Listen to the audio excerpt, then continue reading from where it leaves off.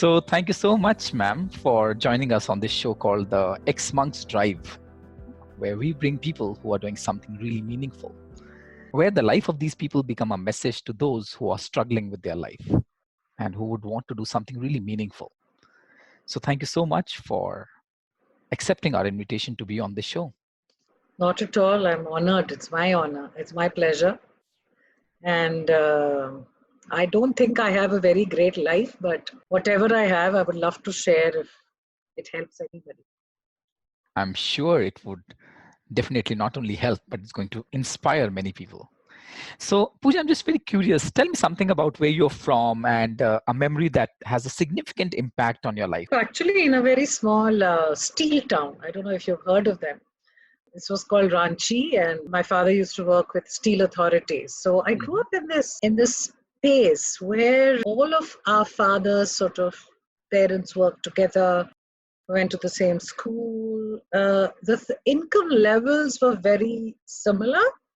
And I realized today that it was a particularly egalitarian and interesting way to grow up. Because really what differentiated you was, how good you were at something, whether it was sports or school or whatever. And it was not about, class, so to speak, right? Class didn't play a role. Nobody owned a Mercedes. All our, fathers owned the same kind of stuff, and we lived in similar homes, and we had similar opportunities. So it was I think a particularly egalitarian and different space. Yeah. So where everyone is evaluated based on the same things. And not primarily around how much money you have. Rather, yeah, absolutely. So it was a lot to do with, what you wanted to do. There was a great deal of freedom as well. So I think, some of the memories that kind of stay with me or come from that space is that, my father was obviously extremely, now I realize again, extremely gender sensitive, extremely proud of his girls. We still say that he probably expected his son-in-laws to kind of, catch his feet and say, oh my gosh, Dad, thank you for giving us your girls. So we're really brought up to say you make your life what you want it to be. It's not going to be circumscribed or prescribed by marriage or somebody else's identity. Yeah, and that's very unlike. It's very unlike coming from somebody who's lived in Ranchi, because the kind of stories that I get to hear from people who are either living in Ranchi or who have lived in Ranchi is very, very different. So I'm sure even you would have experienced a different shift in your life, right? So what was that time in your life when you started looking at life from a different perspective, and when your beliefs around equity, equality, rich, poor, they got challenged? This was really when I went to do my post-graduation. I went to an institute that was actually the other part of the institute ran a very famous rural development course. And it was run by Jesuit fathers. And my MBA course was designed. We had to do courses in social justice, social equity. We had to volunteer. And there I was, having grown up in this very clean, very sort of sanitized environment, actually. Because, everybody was, there were not really that many poor people there. And there I was in the middle of this village where I had to, dramatically, there was no road. So we had to walk the last 15 kilometers. There were little children. I used to have really, really short hair. And these little children, running around me. And then one child turned around and looks at the other one. He says, "Ladki hai," Yeah. So they'd never seen a woman or a girl with short hair. Short hair. Yeah. And it was crazy because we were supposed to do a survey with the people in the village, and I was talking to this old lady, and she looked at me and she said, "Hamre ek sapna hai, bhau." So I said, "Kya sapna aapka?" So she said, "I want to see a bus before I died." And to me, I mean, that those 2 years and meeting those people in that village was a turning point to realize that my India was not the India I'd been brought up in. That there was this other India where independence or freedom had not brought them anything. It not brought them water or education or health or roads for a bus. You know what I Yeah. mean? And it was just, it blew my mind away that I didn't know that I was brought up in ignorance of what really existed, or that I'd Yeah. grown up, merrily in my own life. The most important thing was, how many marks I'd got and what job I was going to get. And Yeah. So how did this episode, when a lady said that before I die, I would like to see a bus. So how did this episode crafted the direction of your life? I think, it set me thinking. It set me thinking about, so first it gave me this recognition of this other India, the one I'd not seen, and of the feeling of a set of people who had been deprived of everything, yeah, even basic food access, education, things that I just took for granted. And then as I started working, I went to work in Bombay, and I worked in a very fancy multinational company. And the thing that we would worry about was the food was not nice in the canteen today, and how that person had a Mac and I only had like a lowly Mac. And this happened in Bombay. And then in Bombay, this other India hit me like smack in my face. Yes. Because there I was in this fancy building, and the minute I exited, there was a slum. And I still remember when I went and bought masalas at the local kirana. And when I got the masalas home, they were rotten. And I realized that in this country, in a slum, when you sell masalas, you sell rotten stuff at the same price. Yeah. And the Bombay, I think, in that sense, cemented what had happened then, 5 years before that. There was this other world, and I could not. Who was I going to be as a person if I was not going to do something about this? Was I just going to, sit back and look for the next increment and the next car, or was I going to change and do something about it? Yeah.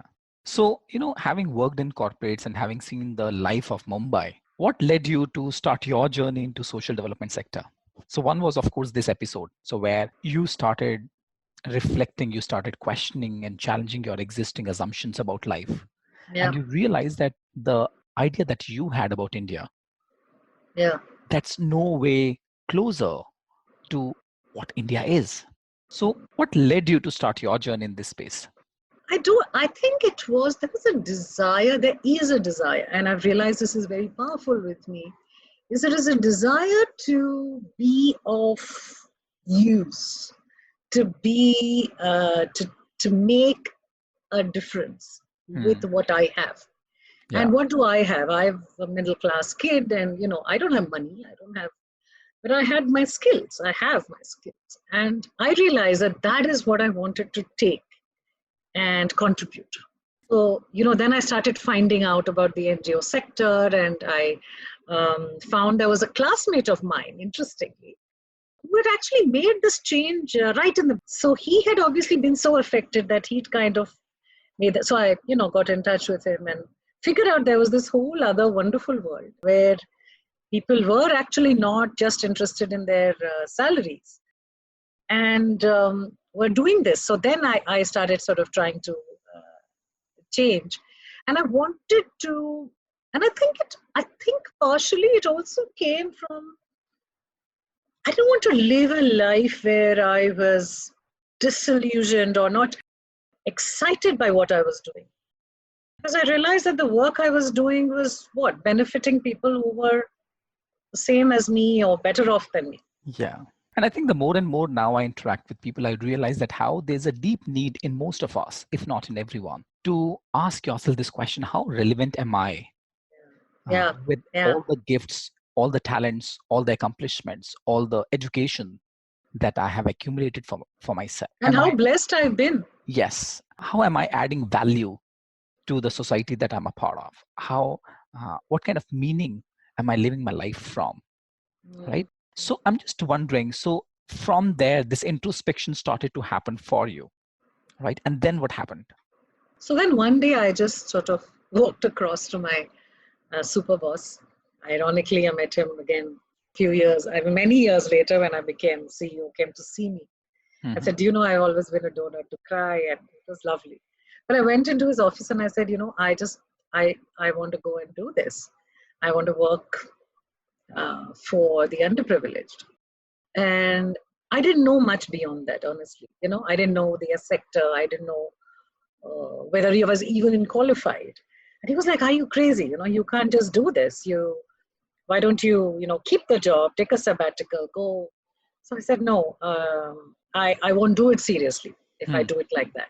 I just have to go. And we kept arguing. And at the end, I just turned to him and I said, you know, Pradeep, can I just go?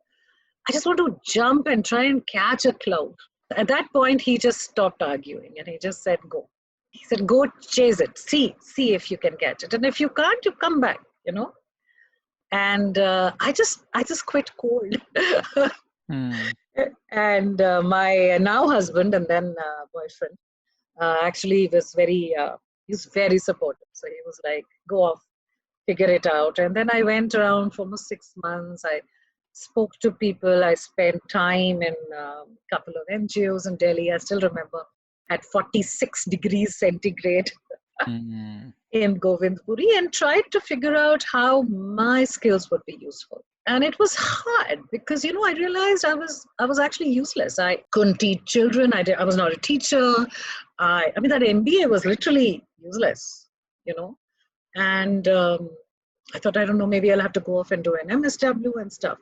Yeah. And then this guy that I first went and met, whom I'd spent time with, they were working with the poorest of the poor actually in Delhi.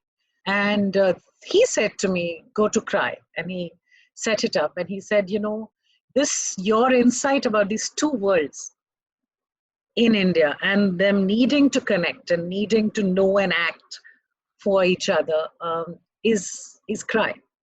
So he sent me there, and they were the first people who didn't say, we need this, can you do it? They said, what do you know how to do? I said, I know how to do HR. I'm an HR professional. So they said, oh, we don't have an HR function. You know, we only have admin. And why don't you come in and help us set it up? Because we need it. Okay. And yeah, that was sort of it. It was amazing because it just fitted.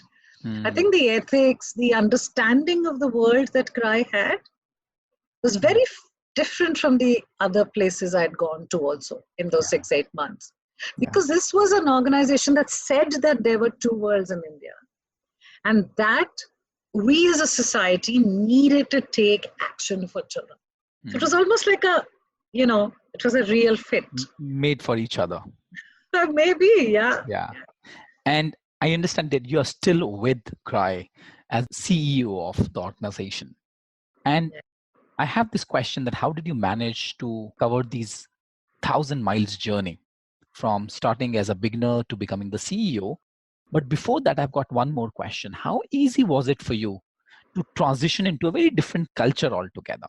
You know, here you are working with the corporate sector, where everything is around KRAs, around goals, around what you have accomplished, the kind of results that you're producing. And here in a social development sector, there are a lot of things which are intangible. So how was your transition into this space? So, you know, it was really interesting. Initially, I remember being very impatient and being a little supercilious, Oh, these guys don't even have computers. And, you know, I'd come from a software company where we had Macs in 93. Here, we had one computer in the whole office on which people had to book time, you know. And I remember being supercilious and being a little arrogant, you know, brash. Oh, isme kya hai? 200 log hi to hai. You know, we will do HR in like 6 months, you know, we'll be finished, done. And that transition of actually finding out that here was a different world where people operated they sang to a different piper. They Beautiful were metaphor. there. Yeah, they were not motivated by money.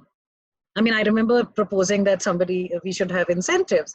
And someone said to me, if I offer these people incentives, they'll all leave. How can you insult them like that? Like that, doing it for children.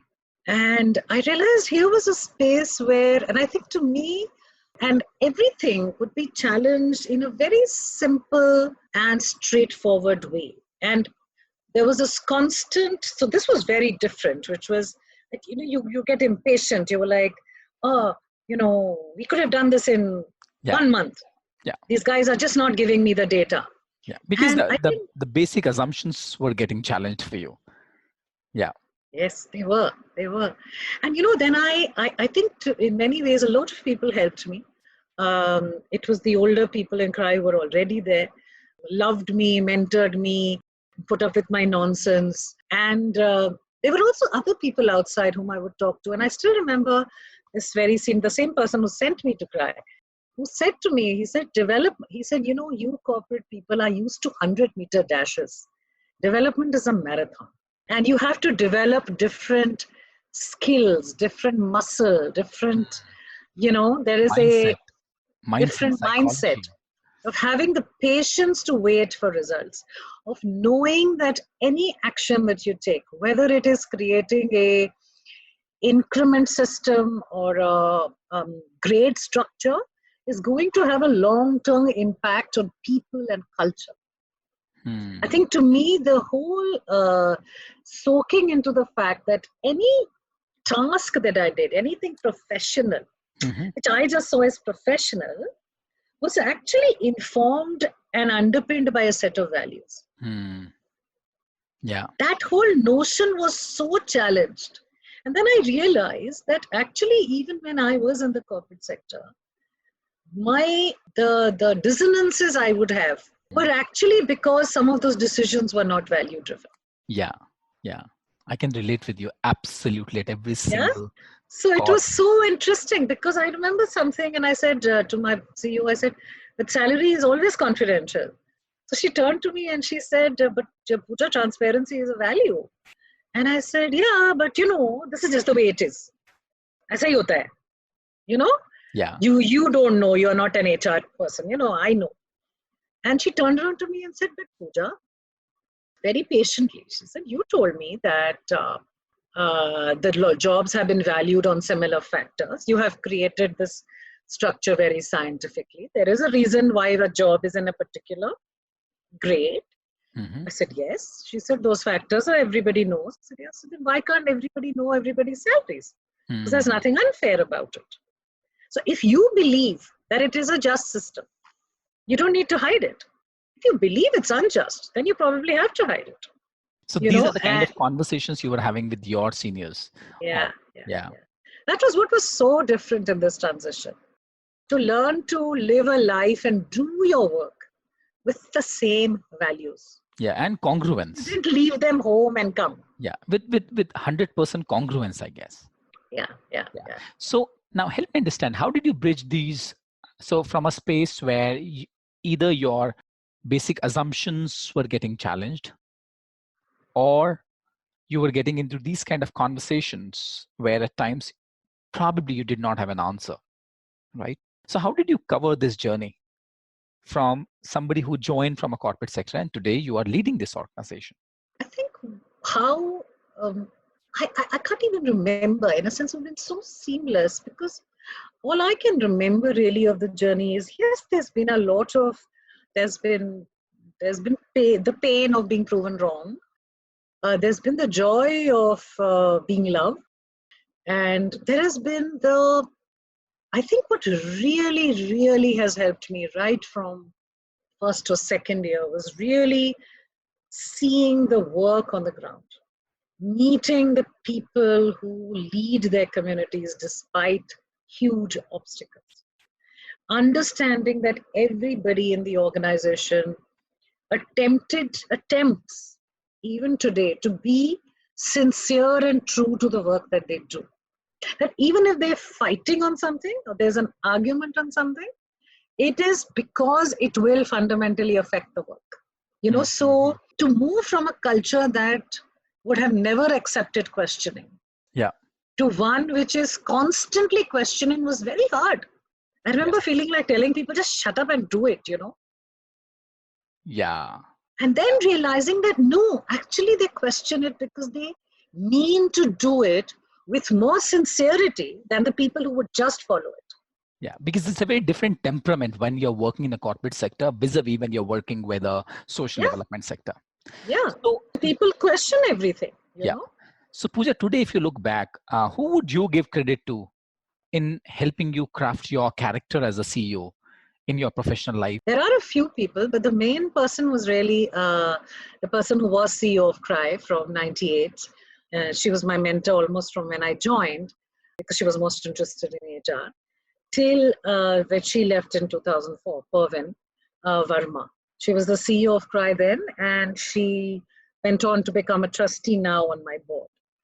And I think Pervin was amazing. She was my age, just a year older. And she took onto her shoulders this huge organization and the love, the curiosity, the humility, the sort of, whenever she looked at me, she saw the Puja I could become, not the Puja I was. And that has really been, I think, one of the most shaping influences in my life. So she trusted you and empowered you. Yeah, and challenged me. I mean, she hammered me. Yeah, she was the softest and most steely person I know. Yeah. you know, What are the other traits that you've learned from her? So one is your ability to trust somebody and empower somebody and challenge somebody. What else? yeah, yeah. I think the beauty of humility and accepting change and allowing others to do their thing, and not constantly mistrust or not mistrust anybody to say, I don't understand, so I'm going to find out everything you do. So I always said, and I think I can't remember now who coined it, but she was like, she taught me that to be a CEO was to be like a conductor of a jazz orchestra, not one of a traditional Western orchestra. Yeah. Where tunes would take their own life, each instrument was allowed to play differently. It's a very different, and I think I really learned that from her, and the fact that she allowed honesty, and I hope that I'm able to do the same, which is to allow challenge and honesty, knowing that it is anchored in a better way for CRY. And in the process, even if you have to junk something that you hold dear, then you have to junk it.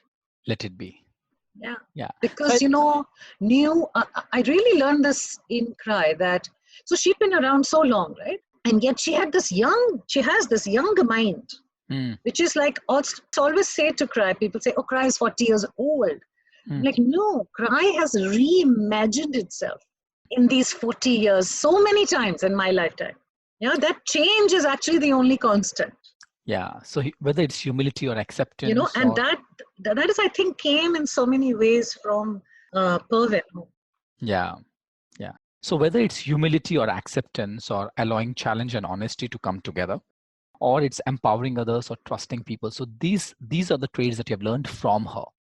I'm just wondering, what are your traits that helped you to climb this ladder? I really don't know. Okay. I think my traits are, you're really putting me on the mat here. I think integrity, definitely. I think my ability to strive for integrity and to be honest and to align what I am thinking with what I'm doing has been a great strength. I think I'm able to come back and say, I was wrong. I hate saying it. It's not that I love saying it. And I do think about, what effect will it have on my image? But in the end, if it's the right thing to do and something changed, then I have to be able to think differently. So I think that trying to be true to myself in everything that I do is a trait that has served me very well. And I don't have any problems in saying I don't know this and leaving it to the person who I think is an expert. Finance is not my thing. So, I think my CFO has done an amazing job. Whereas when it will come to organizational culture, I will hang in there like a bulldog, because my ability, I think, for empathy or to understand things, what's going on, and their undertones is been, it's been a strength. It's really helped me. Yeah, I think this is what Brené Brown said about vulnerability. She said vulnerability is not about winning or losing. It's having the courage to show up and be seen when we have no control over the outcome. Vulnerability is not weakness. It's our greatest measure of courage. That's lovely. Yeah. People who wade into discomfort and vulnerability and tell the truth about their stories are the real badasses. I don't know if I'm a badass. I think it I'm comes... accused of being too kind. Yeah. So tell me more about the kind of work that CRY is involved in, and how is it different from other organizations like Save the Children, Bachpan Bachao, Uday Foundation, Pratham Education Foundation. So I think one of the biggest things that distinguishes CRY is precisely what drew me as an individual. The child rights and you, the two worlds, and the whole philosophy that it is only when each individual adult takes accountability and responsibility for children and starts transforming the way they act, think on behalf of children, that we will get true change for them. Yeah. So in a sense, it's a belief in almost being able to transform the way Indian society thinks and acts for its children. And I really, so towards that, what distinguishes our work, I think, is that we have always nurtured people and their ideas wherever they were. We've always reached out to the furthest child. And we've always done it trying to harness as many Indians as possible to join in. So would you have any rough... So for example, we've never gone, we don't have large, rich donors. We have many donors like you and me, who would be averagely contributing 3,000 rupees. And that is mission driven. It's not convenience driven. Yeah. We have, and therefore, CRY way back when it was the tiniest organization, used cards, used contemporary art, went to people and said, give me what you have. You're an artist. Anjali Ila Menon tells the story of this young man, Ripan Kapoor, our founder, whom, of course, Pervin says everything that she's learned was from him. He walked in and said, Anjali, give me your painting. And in 1980, nobody used to buy her painting. So she said, nobody even buys my painting. Why do you want it? And he said, give it to me, So, and then he called her after 6 months and very gleefully told her, I raised 30,000 rupees on your card design. So the concept that an artist had art that could be used as design. And to me, it constantly excites me that CRY wants to do things that others don't do. People told us, in 79, we were told Indians don't give, they don't have money, they're not donors. Even now people tell me, Indians don't give, how do you guys do it? I'm like, excuse me, CRY has 20 lakh donors on its database. CRY. Imagine how many other organizations have how many people. What are you saying Indians don't give, right? Yeah. So it's about, I think CRY taught, what I've seen, I think very unique about us is that we are happy to tread the path less traveled. Yeah. So we want to go, it's probably easy to fund or find a work in the city, but we will go to the furthest place, jahan dhoop bhi nahi chamakti. That is the place we want to be in. The last child.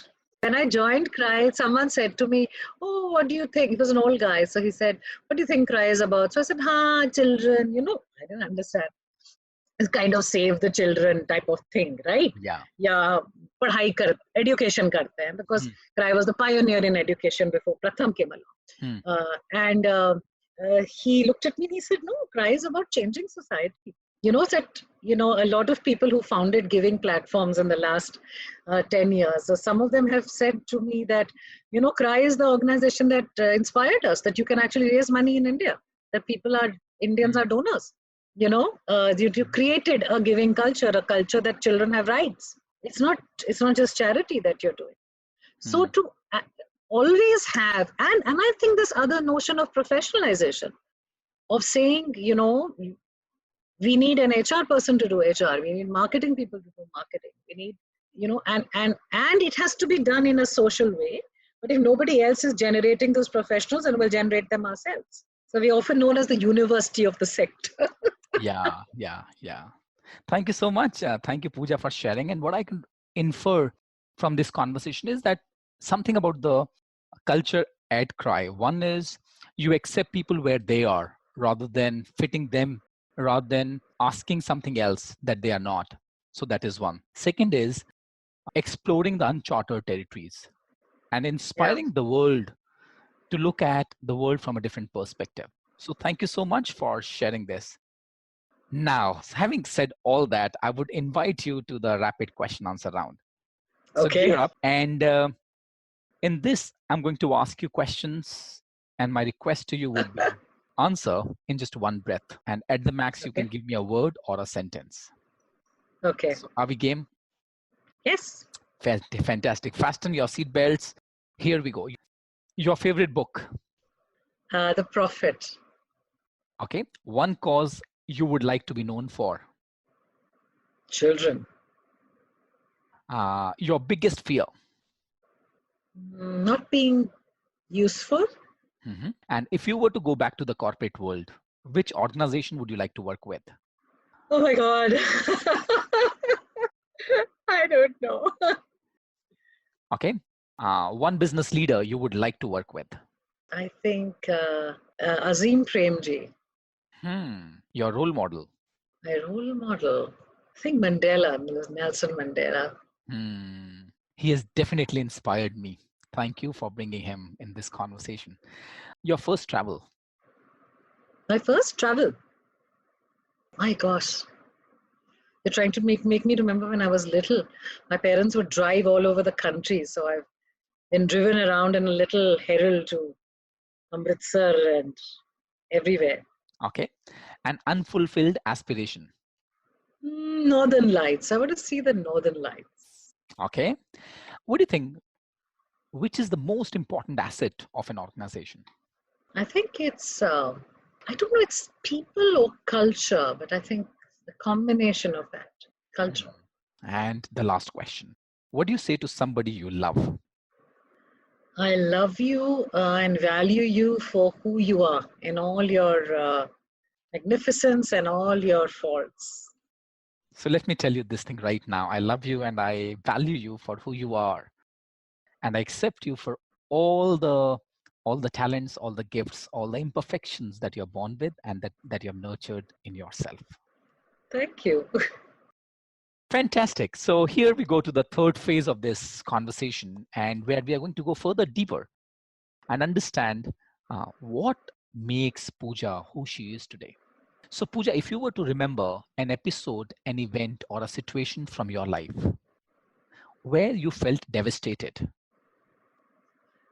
I've actually been very lucky personally. I've not yet lost a parent or anybody. I was devastated when 3-4 years ago in Cry we did very badly under my leadership, miscalculated. We didn't have money, we didn't have incomes. And I felt extremely helpless and, I felt like I had failed. And more importantly, I found myself absolutely, I was not acting, which was very, I never thought that was a characteristic of mine. I always thought that give me a mess and I'll, roll up my sleeves and run into it. That's my normal method. But I couldn't. I was just paralyzed for almost 4-5 months. That was very devastating. It was almost like a, comment on, I knew that it was a mistake that I had made and the organization was paying for it. And you could not hold it on your shoulders. Yeah. Yeah. So what got invalidated during those times? I think what got invalidated was that, oh, I'm the strongest person in the world and, I can always sail through. I can always hold others. I will always take care of them. I had to learn to allow others to take care of themselves. That was the hardest part. And any such episode from your personal life? I've been actually thinking about it. I don't know, if it's really valid, but I think I was very young and I was like this naturally fairly gregarious and a whole bunch of friends. And then suddenly, in school, I remember these friends disappeared. And I remember being very lonely and upset, devastated. And I kind of created these, I realize now, later when I processed it, that I then created these defenses, which was, okay, I will be this happy, clappy person, but I'm not going to depend on anyone. I'm not going to try and, because they're going to let me down. It took me a long time.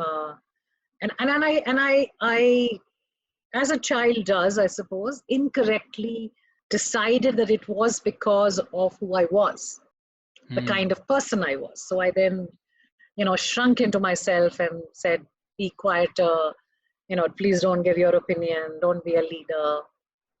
It's scary for others. Yes, that had a huge, deep impact on me, I think. So, on one hand, you spoke about that it has a scary impact on others. At the same time, you also shared one of those episodes where you started doubting yourself.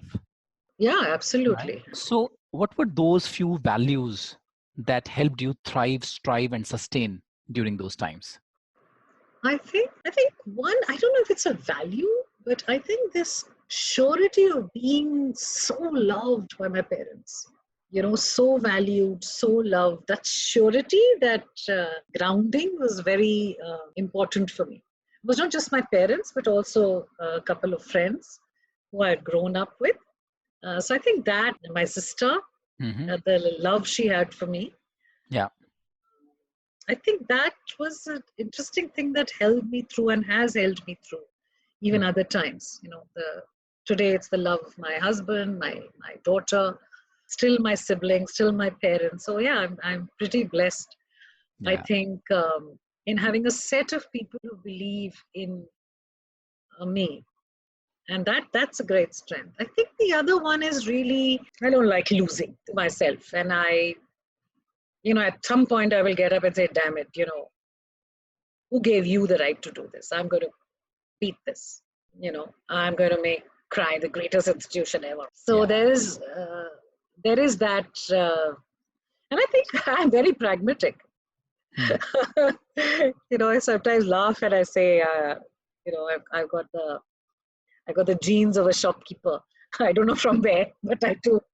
And I'm very pragmatic. What has to be done has to be done. And there's no point in moaning and groaning.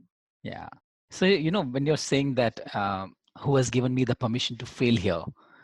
Or when you were sharing that, what helped you to stay on this path is the love, the surety that you got from your parents, from your friends, from your sister. This reminds me of, who am I to be brilliant, gorgeous, talented, and fabulous? Let me just share this complete quote with you by Marianne Williamson. She said, our deepest fear is not that we are inadequate. Our deepest fear is that we are powerful beyond measure. It is our light, not our darkness, that most frightens us. We ask ourselves, who am I to be brilliant, gorgeous, talented, fabulous? Actually, who are you not to be? You are a child of God. Your playing small does not serve the world. There is nothing enlightened about shrinking so that other people won't feel insecure around you. We are all meant to shine as children do. Yeah. But we're so afraid of our own light, no? Yes. We're afraid it'll burn people. It will, Yes. I remember somebody once saying to me, it was a fellow, I think, cried. I was walking into I would meet them every few months. She said, you'll walk into the room lights up. And I was like, nobody heard. Exactly. It says further. It's just so scary. Yeah. Yeah, it says further, we were born to make manifest the glory of God that is All within of us, us are. And I right? believe all of us are really. Yes. So it's not It's just only in we some who of stop us, ourselves. it's in everyone. As we let Everyone. our own light shine, we unconsciously give other people permission to do the same. As Yeah. we are liberated from our own fear, our presence automatically liberates others. I think, this is what I remember talking about that. I've realized that if I can anchor myself in my own deepest values, in my belief in my own potential and in others' potential, both. If I can anchor myself in um, integrity, both for myself and for others, and then these two can take me through any small conversation to a large crisis. Yeah. Because these are my anchors. They say, no, that Yeah. all of us have a bedrock, right? Yes. Something that holds us steady. So even if the world, rocks us and boom, we come back to straight. Yes. And it is that, if I can bring myself to remember it and anchor myself in it, I'm okay. And it's only when I get like thrown off, by, oh my gosh, if I do this, this person will not like me. That's when I'm at my worst. Yeah. So Pooja, I'm very curious, how has this journey of working with Cry has shifted you as an individual at the very core level, at the human level?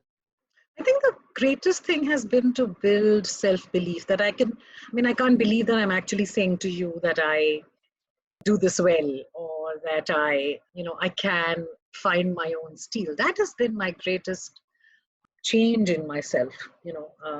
I think self-belief and self-confidence was never a strength.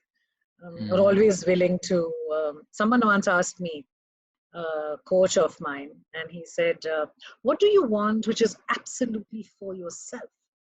And I didn't have an answer. I seriously could not understand the question. I was like looking at other people and saying, you guys know what you want for yourselves? And they knew. And I didn't know, and that journey really of finding out, I think that Cry has truly helped me to find who I am, what I want. And I say that Cry is the one truly selfish thing I do, because what I do for children, for this space, because I believe it's such a special, unique space that nowhere else exists. That this is, I do this for me. I started off wanting to be a giver. I came in here saying, I'm going to give, I'm going to be Mother Teresa. And today I realize that I've received so much, because today I think I'm more confident in myself. I'm confident to be who I am, who is actually warm, slightly doozy, funny, not so like, I'm not exactly your, greatest presenter and, very strategic mind. I'm not, I am who I am, and I love it. And I think I've begun to understand that these are strengths and not weaknesses. Yeah. So Pooja, I'm just wondering, what do you think, what are the important components of leading an organization, building an organization, and taking it to a very different level? I think, first of all, you have to have a personal sense of belief in what the organization has set out to do. That you need to, for myself, I truly believe that the world needs to put children at the center of decision making. That they are our most valuable yet vulnerable part. And that everything that we do as a society should be centered around them. Yeah. So I think you have to first of all really believe in what your organization wants to or sets out to do. And if you don't, then I don't think you should do it. So I think that's a huge component of leadership, to just be able to believe. I think you have to also believe that you are not a victim or an inheritor or what's been given to me, I have to make do with it. You have to, as a leader, believe that you can shape things, that cultures are shapeable, that human beings will find the best in themselves if given the space. So when you're leading an organization, you are not a victim of it. You cannot stand aside from it and say, oh, this system, I don't really like it, but I have to do it because I'm here. No. You are the organization. If you think something needs to be changed, change it. Do not complain, or whatever. I'm not to complain, of course. Yeah. But so to me, any leader who joins CRY, to me, the time for seeing what is wrong or wanting to correct things is your first, like I say, two opportunities. And by the third opportunity, you need to have a plan. And I know that's what I was told. I remember whining about CRY in the beginning and being told that, okay, the center is empty. You want to occupy it, occupy it. So the organizations give us opportunities to be leaders. It's our choice. Nobody takes that choice away from you, actually, except yourself. So I think that if you want to lead your organization, you have to believe that. You have to love it. Yeah. Don't go in there saying, I'm going to be this person, and the person, Pooja, who's at home, who loves Aditi and whatever, is a different person. You're not. You're the same person. You bring yourself to work. And you have to learn to, that's the only way you'll ever take accountability for it, right? Yeah. Because I love you. I mean, even if I am giving you negative feedback, it's because I am investing into you, not because I am wanting to make you lesser. Thank you for sharing this. I think you said it really beautifully. You said, what are we set out for? So once you have a clarity of what we really stand for, and then the journey begins from there, and the belief that I'm not a victim, I'm not an inheritor, I'm here to shape things, right? I can take charge of things. And as you mentioned, center is empty. If you want to occupy it and take accountability of the things. Pooja, having led this organization, walked so many thousand miles, crafting a career that you always wanted to create for yourself, making a difference in the lives of so many people. Now, if you look back, if you were to look at one thing that you think that you need to further develop to be a better version of yourself as an individual, which one would you pick up for yourself? My first instinct is to say, stop second guessing myself. No, but I think that's not good. I think you should second guess yourself sometime. I think I would like to learn to listen more to differences. Listen more to and accept that people are different and they experience the same reality differently. And sometimes it's hard for me to do that, so I really want to develop that. So I then don't understand reactions, or I'm like, this is not important. Why are you getting so? So sometimes I think the others suffer because I want to see the world a certain way and can't understand why you can't. Yeah. Isn't this beautiful, Pooja? Because when you started your journey into the social development space, you mentioned exactly the same thing, that there was a tendency to operate from assumptions. You shifted your gears, got into a different space, and today also, after so many years of decades of experience, we are saying the same thing. So this is quite natural and being human, that a human, we tend to operate from a space of our own assumptions. So how can I challenge my assumptions so that I can see the beauty in the differences? I can see harmony in diversity. And as you mentioned, then I will be able to listen to different music coming from a different piper. So Pooja, here is my last question to you. One thing that you know for sure with 100% certainty in life, what is that? For sure, certainty. My daughter's love, or my love for my daughter. Not my daughter's love, my love for my daughter. That's one thing that you're 100% sure. I also think it's the purest form, because it's the one form where there's no expectation back. The only one. What I'm picking up is the purest form of love is when there's no expectation to get back anything. Let me just absorb this. It's like Khalil Gibran says, right, about giving. Yeah. He said the most pure form of giving is that of the tree, right? It just gives fruit. Yeah. There's no expectation back. Thank you so much, Pooja, for being such a wonderful guest. Thank you. I you had a for being for such a wonderful host. Thank you so much. I had a sheer pleasure and an honor of interacting with you. Thoroughly enjoyed our conversation, learned a lot, and I look forward to interact with you again.